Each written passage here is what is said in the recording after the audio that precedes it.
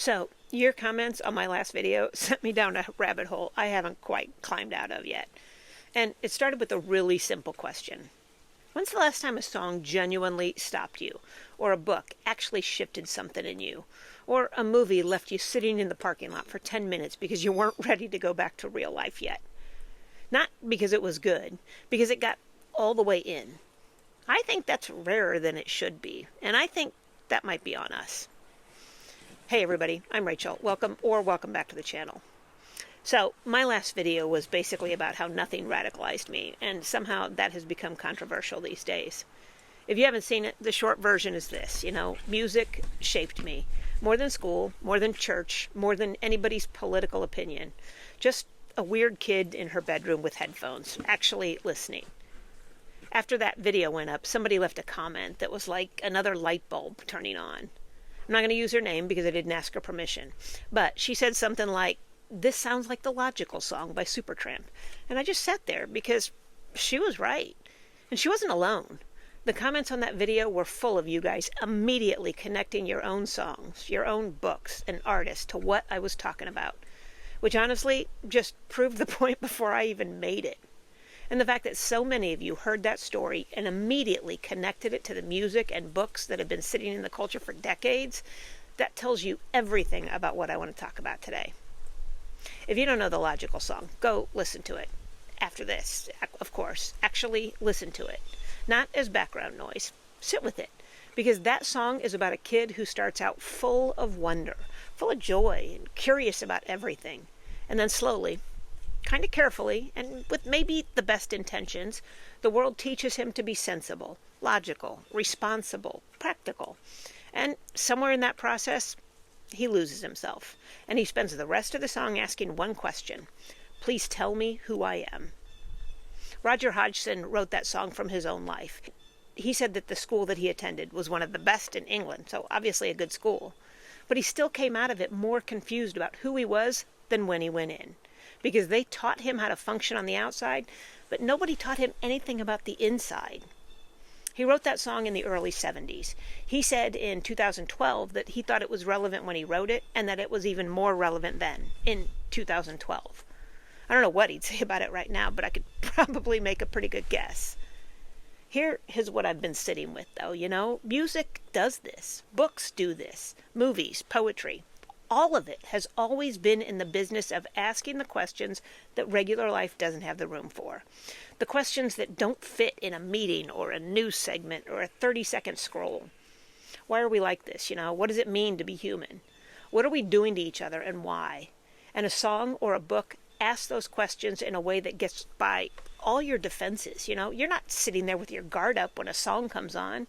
You're just living your life, and then something reaches in and maybe rearranges something without asking your permission. That's not an accident. It's kind of the whole point.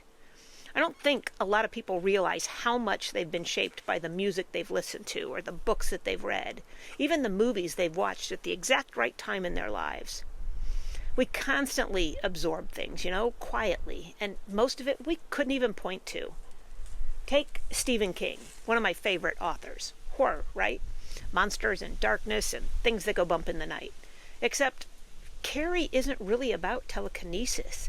It's about what happens when you bully somebody into a corner long enough. Cujo is about loyalty and how fast things unravel. The Shining is about addiction and what it does to a family.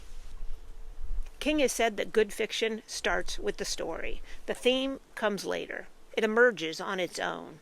He doesn't sit down and say, "I'm going to write a story about systemic cruelty."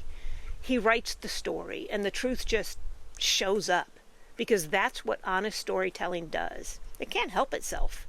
The truth leaks through, and the reader just absorbs it while they're trying to figure out if the scary thing is coming back. Now, here's where I got to be a little bit honest about something. Not everybody wants to go there, and I don't mean that as a criticism. I really don't. Some people just want the beat. Some people want the escape. Some people pick up a Stephen King novel because they want to be scared on a Friday night and they don't want to think about the subtext at all. I get it. That is completely valid. Music and books entertain us, and there is absolutely nothing wrong with that. Entertainment matters. Joy matters. Escape matters. But here's what I find interesting, most songs, books, and films, if you look closely enough, have something else running underneath them. A question the writer or the musician or the performer couldn't help asking while they were just trying to tell a good story. And you don't have to choose between the two. You can enjoy the ride and still feel where it's taken you. You can love the beat and still hear the argument underneath it. You can be completely entertained and still walk away with something you didn't have when you sat down. Some small shift in how you see something. Some question that got quietly planted without you even realizing it. Most people just never know to look for that second layer, so they only ever get half of what's offered. I think part of the problem is that we sort everything now before we actually hear it, before it's even had a chance to say anything to you. You've already decided it's not for you. And that's a loss, a real one. And the difference between those two experiences, the person who only hears the melody and the person who also hears what the melody is carrying, that difference builds over a lifetime into something kind of significant if we let it. That's not ideology, it's just paying attention. Here's the thing I keep coming back to, though, music, books, movies, and the people who make them, they've always made certain people a little nervous. Not regular people like you and I, a specific kind of person. The kind whose power depends on other people not asking too many questions, not feeling too much, not connecting with each other across lines that have already been drawn to keep them separate. And before you think I'm only talking about governments and people in power, I'm not. This lives a lot closer to home than that. It's the parent who needs you to believe what they believe, not because they're a bad person, usually because your independent thought feels kind of like rejection to them, like you're leaving. So certain questions just get discouraged. Maybe nobody says don't ask that. You just feel it. You learn. It's the church or the religious community where some ideas are just not up for discussion, where asking the wrong question gets met with just enough discomfort that you eventually stop asking. It's the school that rewards the right answer and calls it intelligence. It's really teaching you just what to think, not how to think. It's the friend group where thinking differently is costly, where you start keeping certain thoughts to yourself because you've learned what happens to the air in the room when you say it out loud. It's the workplace where everybody thinks the same way, and you figure out pretty quickly that today is not the day to be the one who does it. None of those people think they're doing anything wrong. Most of them genuinely think that they are helping, protecting, keeping things from going off the rails. For the record, I failed at every single one of these. But all of that is exactly what makes it so hard to see when it's happening to you. But people find their way anyway, I found mine in a bedroom with headphones, books nobody told me to read, songs that said things out loud that nobody around me would. And I had no idea that's what was happening. I was just a kid trying to get through the day. Now, zoom out, because that same impulse, ratcheted up, is about something older and more consistent than any one political moment, all through history and cultures, across decades, centuries even. When you see a society starting to close in on itself, one of the first things that goes quiet is the music, the books, the voices that were asking the uncomfortable questions. It's never announced as what it is. It never shows up and says, we are here to stop you from thinking freely and feeling deeply and recognizing your own humanity in somebody else's story. It comes as budget talk, as practicality. Is this really essential right now? It comes as one program disappearing, one class not being offered anymore, one venue that closes and doesn't reopen, a funding cut here, a curriculum change there, small, relatively reasonable things, one at a time, until one day you notice it's gotten quiet. And you try to remember when the music stopped, and you can't quite place it, because it happens so slowly. Each step on its own seemed okay, and it's not just history I'm talking about. We're watching it happen right now. Books being pulled off library shelves, not quietly, loudly, proudly, with lists. Specific books, specific authors, specific ideas that somebody decided kids should not have access to. And when you look at the list, really look at them, you notice something. It's not the badly written books. It's not the ones that have no merit. It's the ones that put you inside a life that's different from yours. The ones that build the thing we keep saying we want more of. Empathy. That's what is on the list. And then there's the other, more modern version, where you don't need to burn anything or ban anything. You just get on social media and you go after the author or the performer. You call them talentless, dangerous, morally corrupt. You declare publicly that they are a bad person and their work is worthless. Not because you actually believe that, because if you can turn enough people or make them afraid to be seen engaging with that work, you've accomplished the same thing as banning it. You have made it socially costly to listen, to read, to think. You don't ban the book officially. You just make people ashamed to be seen picking it up. Same result, cleaner hands. And then there's this. Imagine a beloved cultural institution, one that has stood for decades as a symbol of excellence, a place that has showcased the greatest performers, musicians, and artists in the world, a place that exists by its very nature and mission to celebrate and preserve all of that.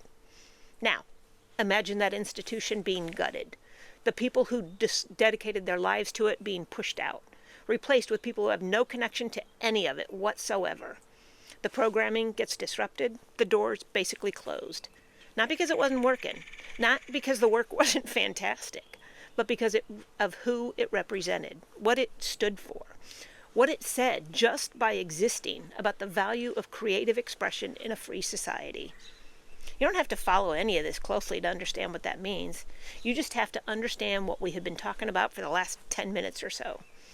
When people with power go after musicians and writers and performers, specifically, deliberately, systematically, they're not doing it because they don't like the music or the performance.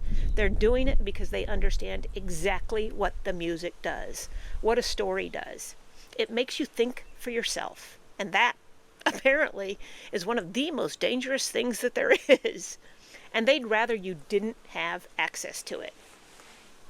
Now, I want to come back to that comment, the person who connected my story to the Logical song, because what she did in one sentence in a YouTube comment is exactly what I'm talking about. She heard a story about a kid who got quietly shaped by the music into someone who asks questions and thinks for herself, and she immediately connected it to a 47-year-old song about a kid who almost lost that capacity entirely. She was listening. She made a connection across decades and genres and to completely different people's lives. A lot of you did that. That's what happens when you actually absorb what a book or a song is putting down instead of just playing it in the background. People sometimes ask how I got so wise, and I gotta laugh. I always want to say, I don't think I am. I think I just never stopped asking questions, never stopped paying attention. Maybe that's the same thing, maybe it isn't. But if it is, I didn't learn it in a classroom. I learned it in my bedroom with headphones on or reading a book. And then later, I got curious enough to actually go looking. I read the philosophy, the Stoics, Buddhism, Frankl, Watts, not because anybody assigned it, because music and books cracked a door open and I wanted to know what was on the other side. That's what curiosity does when you don't shut it down. It just keeps going. Depeche Mode wasn't trying to teach me anything. Springsteen wasn't trying to give me a world view. Stephen King wasn't trying to make me think about cruelty and empathy and what fear does to people. They were just being honest, telling the truth about being human. And I was in a room by myself with nothing else to do but actually listen.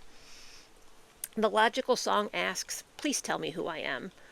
I think what all those years of actually listening did was help me to start to figure that out. Not perfectly or even completely. I'm still working on it, aren't we all? But I had a place where the questions were allowed to exist, up here, where nobody was grading my answers or needing them to come out a certain way. That's not nothing. That might actually be everything. So, here's what I want to leave you with. Pay attention to what's quietly or not so quietly disappearing around you. Don't panic, just notice.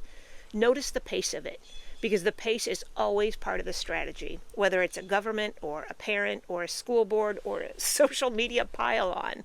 The pace is always part of the strategy. Keep reading things that make you uncomfortable.